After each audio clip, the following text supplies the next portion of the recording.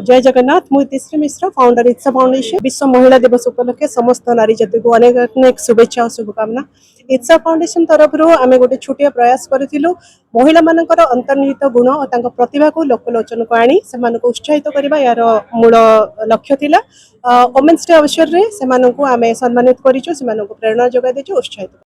20 जन प्रतिभावान महिला को आम सम्मानित करूँ जमती नृत्य संगीत आईटी सेक्टर है कि आमर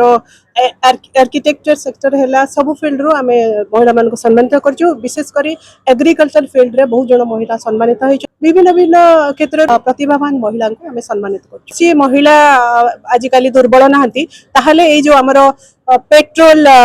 जालिकी हत्या हो कि आत्महत्या हो कौन पाई होची निश्चित भाव में कौन सी ना कौन से क्षेत्र में महिला अवहेलित अच्छी आउ से मृत्यु भली चरम पंथा को निजर कर मूल लक्ष्य हूँ पैनल डिस्कशन माध्यम से फिजिकली मोराली एंड स्पिरिचुअली अवेक कराइबा जे आपण माने दुर्बल नुहंती आपण माने किछि भी कर पारे। धन्यवाद। तो आपण माने मोर परिचय जानिबे जे मो retired police DG Odisha Sharatchandra मिश्र धर्मपत्नी मो स्वामी चली गले वर्तमान मो उत्कल जननी भूमि संतान मान मोर निज जीवन को उत्सर्गीकृत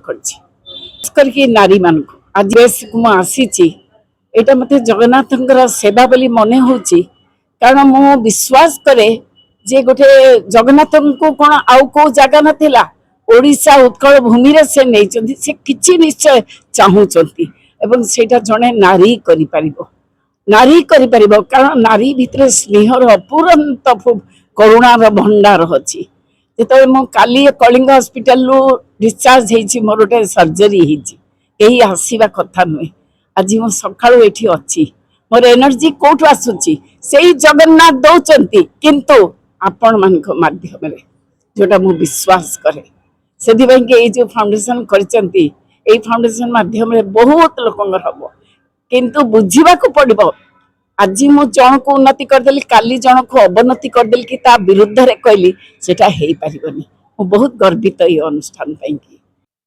कर्म न कले अवहेलित हम मु निजर मोर 80 वर्ष बयस मु एपर्यंत गोटे औषध भी खाई नथिली